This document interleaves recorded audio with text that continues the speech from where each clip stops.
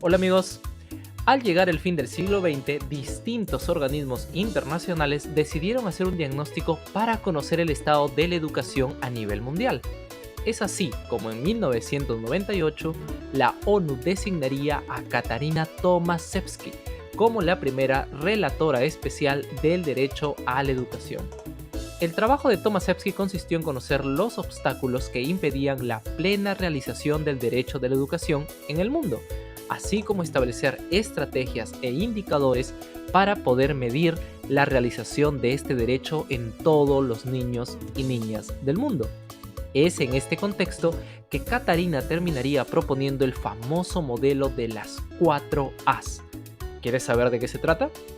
Acompáñanos a descubrirlo.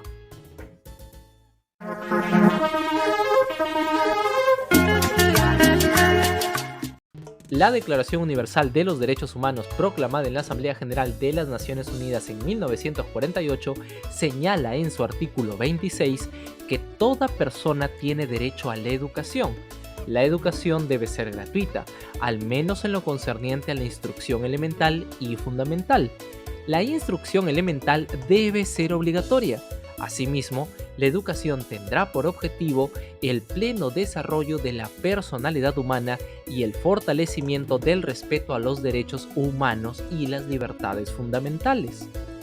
Además, el derecho a la educación se encuentra reconocido en distintos tratados internacionales, como el Pacto Internacional de Derechos Económicos, Sociales y Culturales de la ONU de 1966, ratificado por la mayoría de países en el mundo.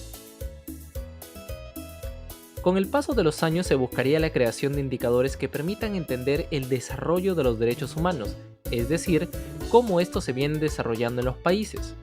Una de las primeras propuestas fue de Paul Hunt, quien a inicios del siglo XXI propuso 3 categorías de indicadores: estructura, proceso y resultado. Esto es posible entender de la siguiente manera.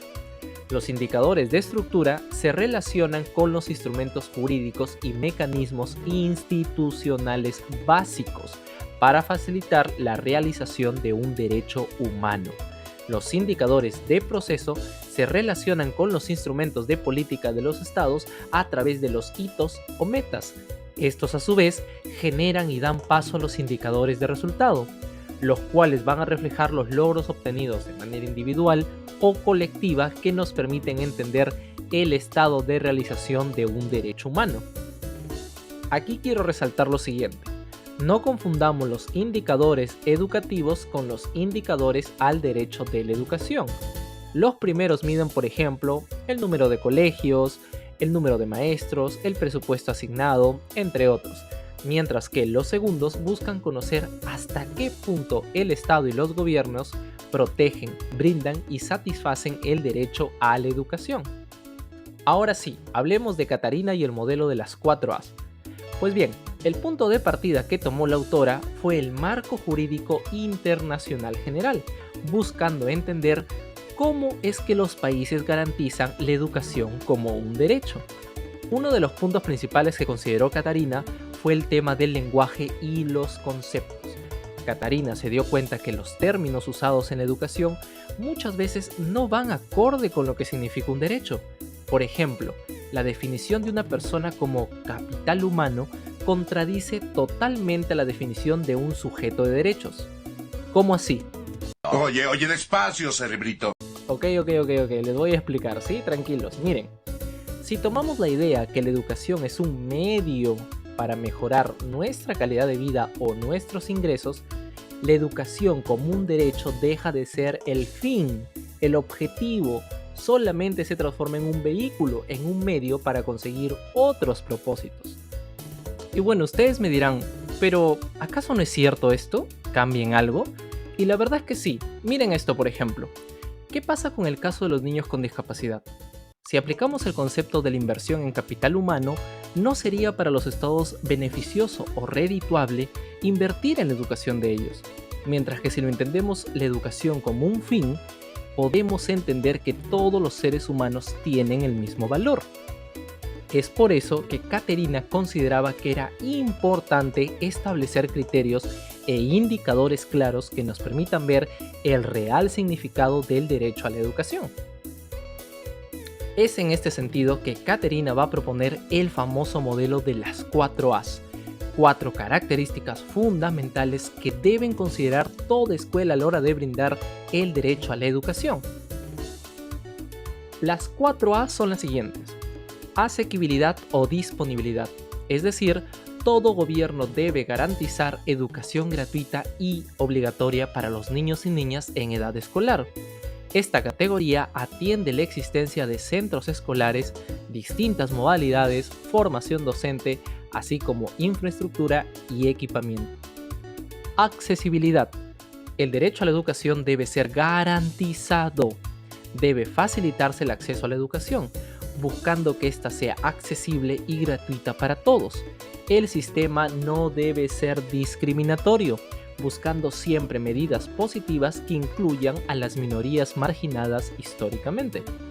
Aceptabilidad. El Estado tiene la obligación de asegurar y hacer cumplir los criterios mínimos para la educación. Esta dimensión considera el análisis de los modelos y métodos pedagógicos, planes, programas de estudio, métodos de enseñanza, aprendizaje, textos, materiales, horarios, idioma en que se ofrece la instrucción, puede ser el idioma nacional, lenguas maternas, etc., reglamentos de embarazo escolar, entre otros. Adaptabilidad. Exige que las escuelas se adapten a los niños y niñas, de acuerdo con el principio del interés superior en el cual el niño es incluido en la Convención de los Derechos del Niño y Adolescente. Adaptabilidad. Exige que las escuelas se adapten a los niños y niñas de acuerdo al interés supremo incluido en la Convención de los Derechos del Niño y Adolescente. Esto implica que la educación se transforme en la medida que cambian las necesidades de una sociedad, que contribuya siempre a superar las desigualdades y que pueda adaptarse a contextos específicos. Ahora bien, ¿cómo podemos entender mejor estas categorías? Les voy a compartir por aquí una matriz con preguntas guías que nos van a permitir comprender mejor este modelo de las 4A. Por ejemplo, estas preguntas nos pueden ayudar un poco a entender mejor el modelo. Por ejemplo, si queremos entender el marco internacional, podemos generar este tipo de preguntas. ¿Qué convenciones internacionales son ratificadas por el Estado? ¿Está considerado el derecho a la educación en las legislaciones? ¿Se prevén sanciones en caso del cumplimiento o violación de derechos por parte del Estado? Asequible. ¿La educación básica es obligatoria y gratuita? ¿Se asigna el suficiente dinero para que todos los niños reciban la educación básica? ¿Existe financiamiento para escuelas públicas y privadas? ¿Los docentes están calificados o tienen buenas condiciones laborales y derechos a organizarse? Accesible. ¿Es la educación accesible a todos sin discriminación? ¿Se adoptan medidas positivas para llegar a la población más vulnerable? ¿Hay obstáculos económicos, jurídicos o administrativos que impidan el acceso a la educación? ¿Existe la educación al alcance de todos en cuanto a costos directos e indirectos? Si queremos entender, por ejemplo, aceptable, ¿se garantizan estándares mínimos para ofrecer una educación de calidad? ¿La educación es no discriminatoria, pertinente, cultural y adecuada? ¿Los docentes están capacitados para impartir la educación en lengua materna o indígena? ¿Reciben el apoyo y supervisión necesaria? Adaptable. ¿Las escuelas se adaptan a las necesidades específicas de los niños, por ejemplo, con discapacidad, migrantes, etc.? ¿La escuela responde a las necesidades de las minorías lingüísticas y culturales? Esta guía de preguntas puede ayudarnos a entender mejor cómo se está brindando el derecho de la salud en los gobiernos y estados a nivel mundial. Bueno amigos, a manera de conclusión, creemos que es necesario poder generar espacios donde se pueda debatir desde la perspectiva de cada país el derecho a la educación. Tal y como menciona la TAPI, la educación es un derecho humano progresivo, the key right, el derecho llave, puesto que permite acceder a través de él a otros derechos, como por ejemplo los asociados al empleo, la seguridad social, entre otros. Bueno amigos, esto ha sido todo por hoy, espero que el video les haya gustado, no olviden darle like, suscribirse al canal, compartir el video y nos vemos hasta la próxima microhistoria.